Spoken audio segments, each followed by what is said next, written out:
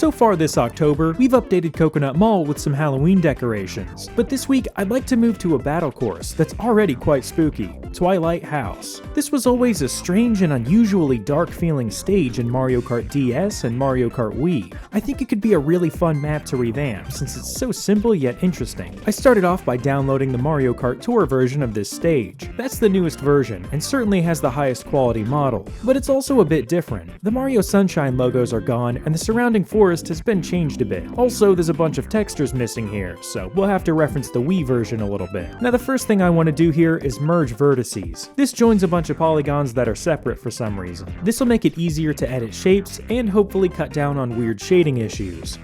Well, that's not what that did at all. It turns out there is a way to merge them without getting this horrible effect. If you go into edge select mode and mark edges as sharp before doing this, it'll turn out much better. I went ahead and tried the original texture to see if the unwrapping looked any good and to make sure that this style of texture works here. No and no. So as you can see, these circular tiles just get cut off on the angular stepped shingles. I'm gonna need to find something that fits this geometry better, and then face the unwrapping. I looked around Mario Kart 8 tracks in noclip.website and found something good in Waterpark. It's got the right shapes, but it's not the right color. So I put the texture in Photoshop and began recoloring it. I cut out a sample of the original texture so I could get the colors right. Then I started cutting out individual tiles to color, while the rest will be brown. I found that the easiest way to do this was to lower the opacity on the background layer that I was drawing tiles from. That way I knew which tiles had already been copied. Now that it's done, I can export it and throw it into Blender. I can already tell that these roofs are going to be quite the process to unwrap. This first side wasn't too bad, since I found a way to recover what was already there on the middle section. But the rest of this process was manually lining up seams in the texture with corners on the roof. This wasn't miserable or anything. It was actually pretty enjoyable, but spending hours on something like the roofs when there's so much else I want to get to can be frustrating. One cool thing that saved me a lot of time was a little trick where you duplicate one finished half of a symmetrical section and mirror it over to the other side. You've got to make sure you have the origin point in the center of both halves, but it's really satisfying when it works, especially on this square building. Now that the roofs are done, I can go around and fix a bunch of stuff I screwed up with that sharpness marking thing I did earlier.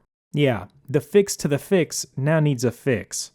Blender. After that, I found a wood texture that I'm going to use for the beams on the buildings. I desaturated and darkened the texture a bit, and with just a little unwrapping, things are looking pretty good. But while I was trying to make the lighting look better, I noticed that the normals on this roof were a little screwed up, because the normals are the direction that the faces are facing. So the red faces here are inside out, which means I've got to flip them, which is actually a super easy and satisfying process. Now that we've got those sketchy normals fixed, let's bring in another texture. Let's do the gold that goes on this upper section of the walls. I found a section on a Super Bell subway texture and recolored it. It took weirdly long to get it to look decent and not tile really poorly, but the unwrapping was fairly simple. For a minute there, I was really scared that I was going to lose a bunch of progress on this texture since Photoshop's scratch disks filled up, so I couldn't export, save, or even copy what I had. There might be a way to empty the disks without closing Photoshop, but I don't know how to do that. So instead, I used the snipping tool and just screenshotted what I had so far, which worked just fine. Well, now I want to do a little more to the lighting. I need a better world light.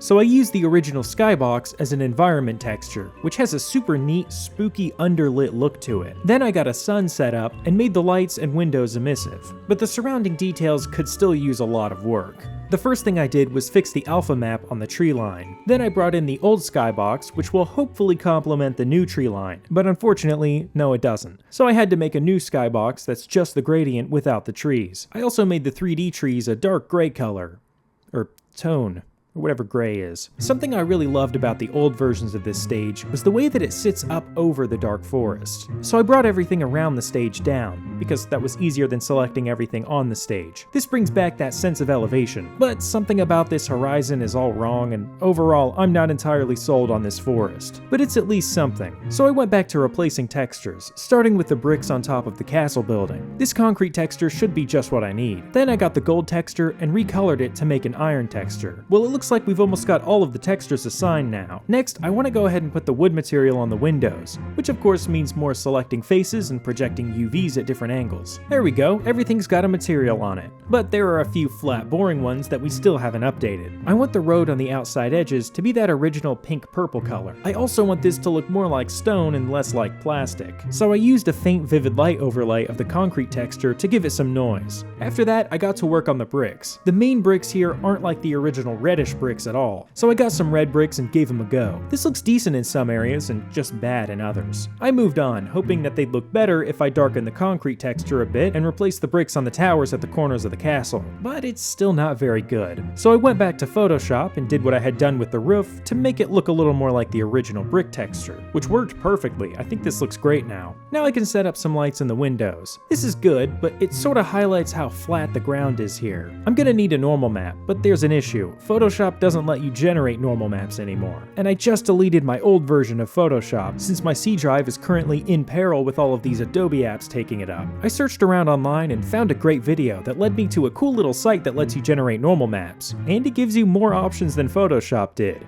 And it does it much quicker, and without crashing and acting super glitchy. It took a minute to get the normal map dialed in, but it was definitely worth it. I carried on putting lights down, and eventually realized that the sun was a bit too red. This was looking too much like a lava level, so I tried making it cooler, which I think looks really good with the warm, eerie HDR lighting. Now, sadly, that's all we have time for this week. I have so much I'd like to do with this stage, but I'm not sure how much of it I'll really be able to get to. I think next week I want to focus on the surrounding forest, since that's always been my favorite part of this track, and it's definitely lacking right now. I can't promise that it'll be anything mind-blowing, since I plan on uploading next week's video a day early, on Halloween, but we'll see what we can do. Anyways, I hope you enjoyed. I'll talk to you later. Thanks.